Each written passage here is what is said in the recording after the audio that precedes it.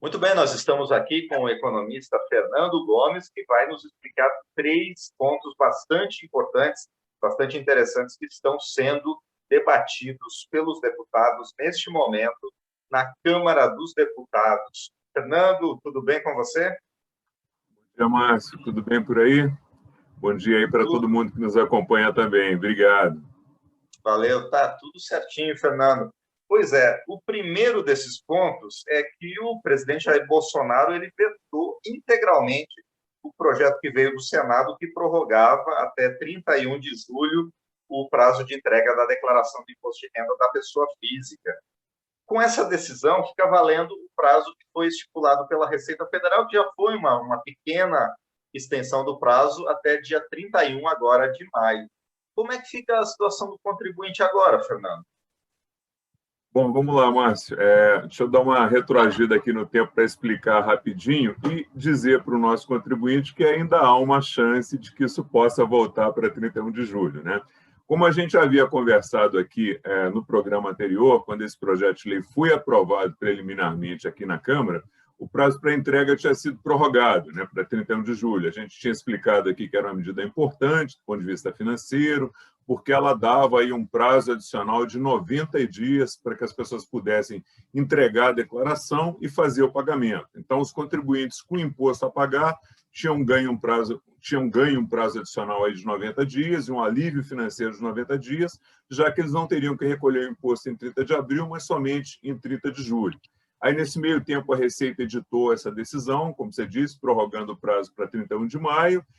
Depois disso, o projeto de lei foi aprovado no Senado, com prazo de 30 de julho, e aí veio a surpresa, né? Veio o veto do presidente. Com o veto do presidente, fica valendo, como você disse, para o contribuinte a decisão da Receita Federal, que prorrogou esse prazo para 31 de maio.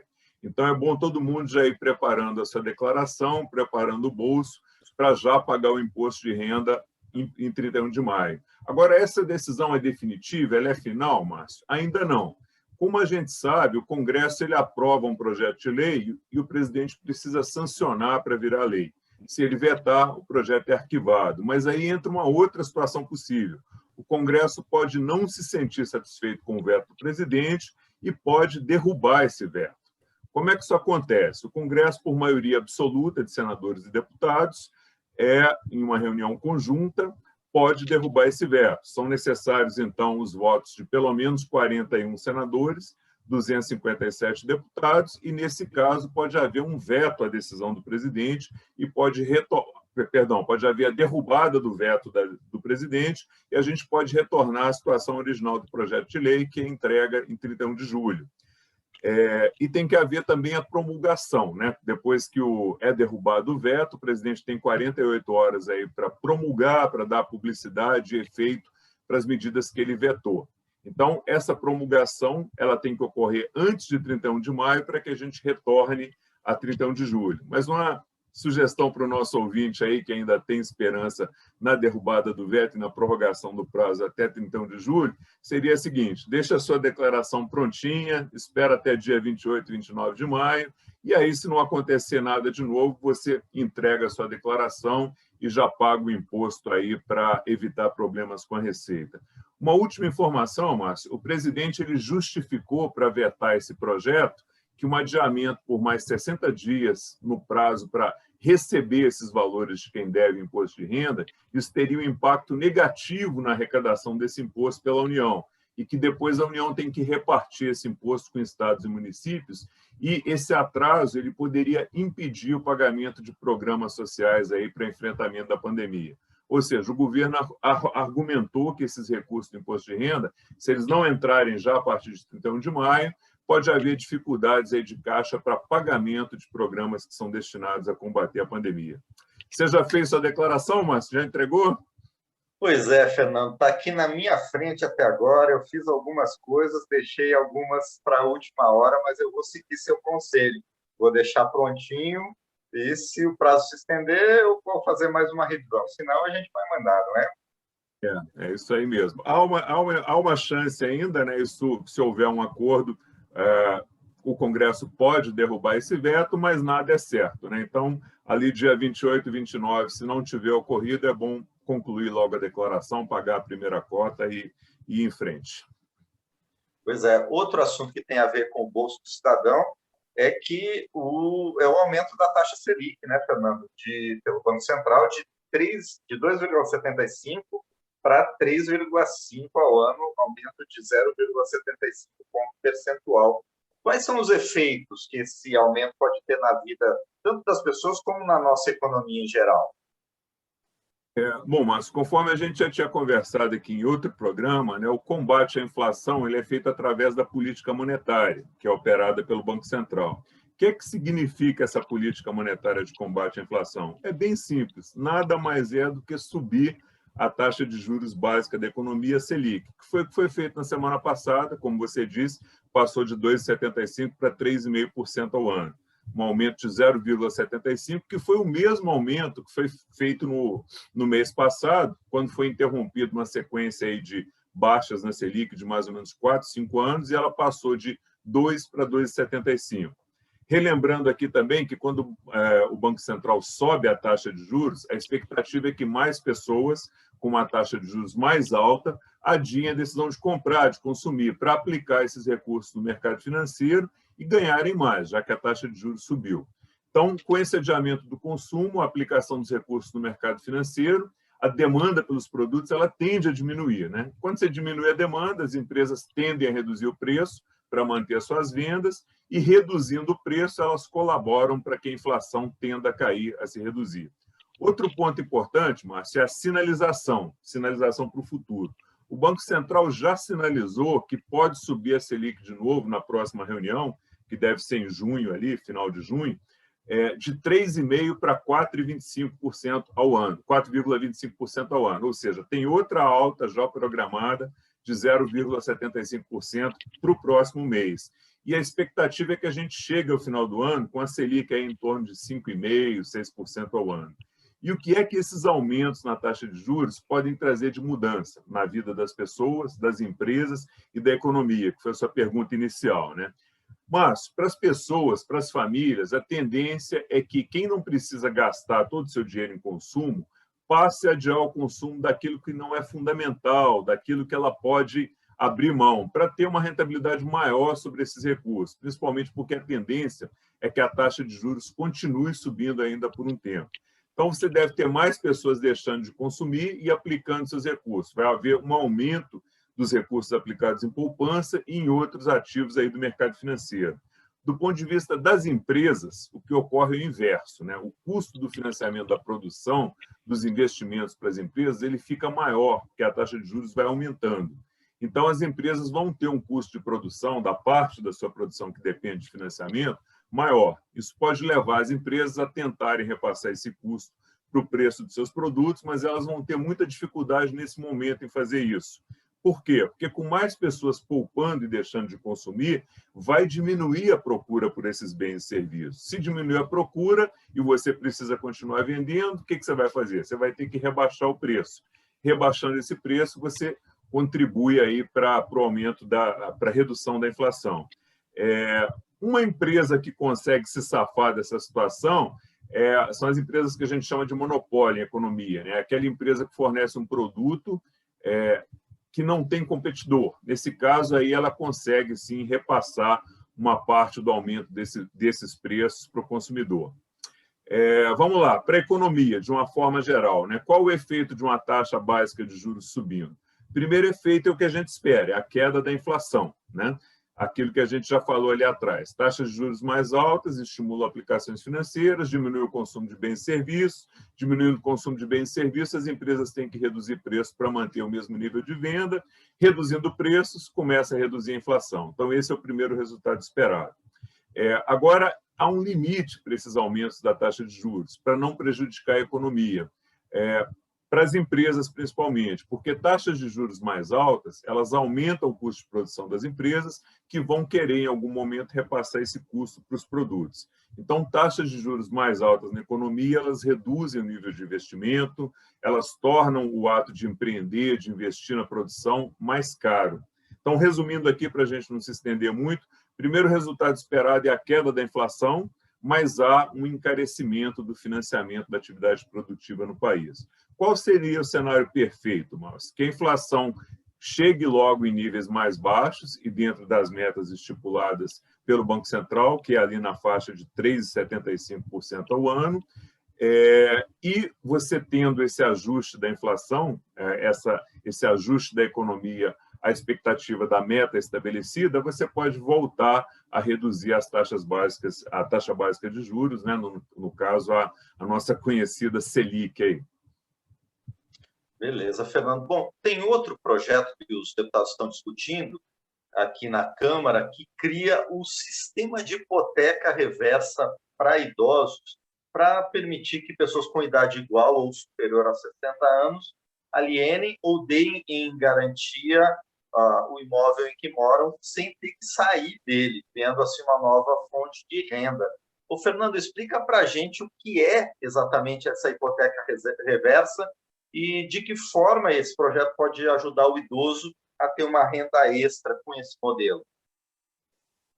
Bom, Márcio, esse é um projeto de lei que começou a tramitar aqui na Câmara, que está sendo debatido na Comissão do Idoso, exatamente por beneficiar pessoas com 60 anos ou mais, e o objetivo dele é o que você disse, né? Poder gerar uma renda extra para o idoso, além da aposentadoria que ele recebe, que muitas vezes é insuficiente para ele se manter e para manter os familiares que dependem dele.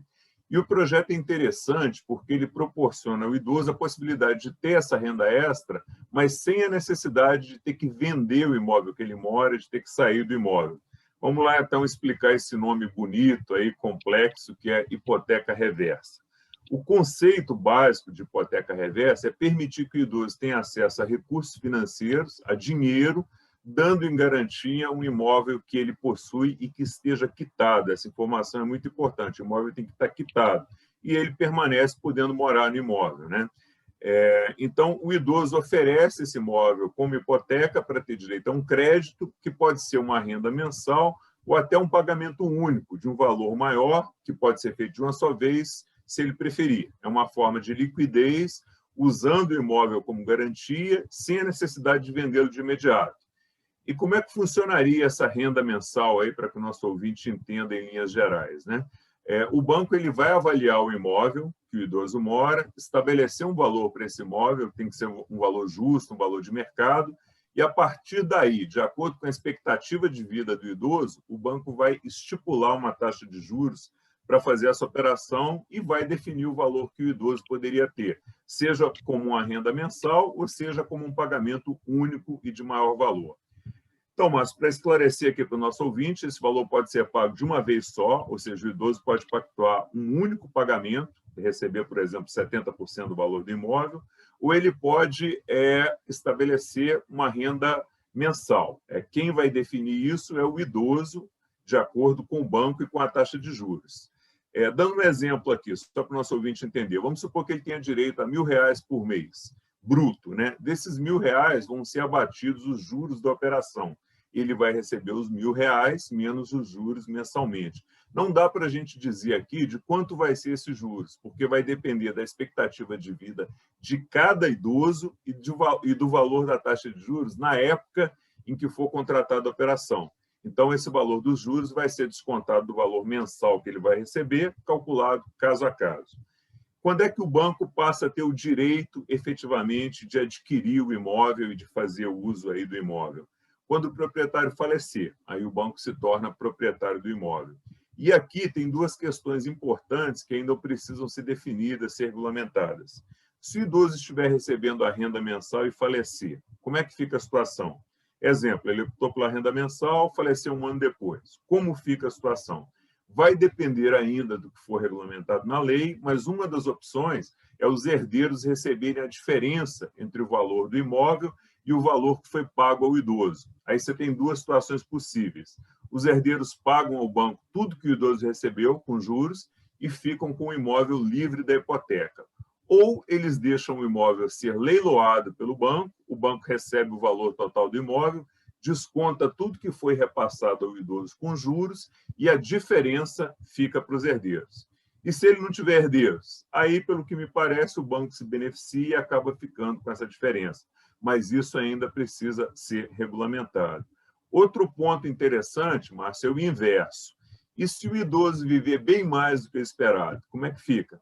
Havia uma previsão feita aí no momento da contratação, dando um exemplo, que a expectativa de vida do idoso seria de viver até os 70 anos, e ele vai até os 85.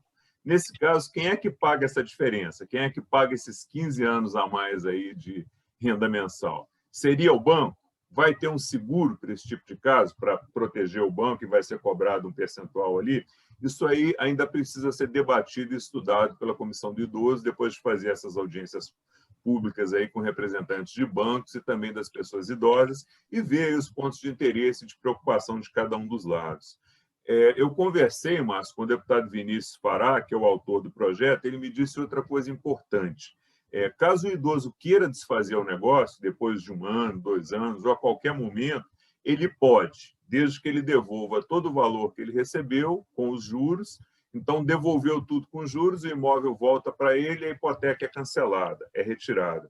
Essa minha conversa com o deputado, Márcio, ela foi uma entrevista na TV Câmara, no programa Palavra Aberta, e ela está disponível, tanto no site da Câmara como na página oficial do YouTube. Então, se alguém tiver interesse e quiser assistir, é só procurar lá a Hipoteca Reversa, deputado Vinícius Fará, que você acha a entrevista, e ela está bem explicativa também. Outro ponto importante que eu conversei com o deputado é o alcance da medida, Márcio. Eu questionei o deputado se essa medida não ia beneficiar somente idosos de classe média alta, porque talvez os bancos não tenham interesse em ter como garantia imóveis que ficam na periferia, imóveis muito baratos. Ele me disse que esse assunto também vai ser debatido na comissão e que eles têm essa preocupação também.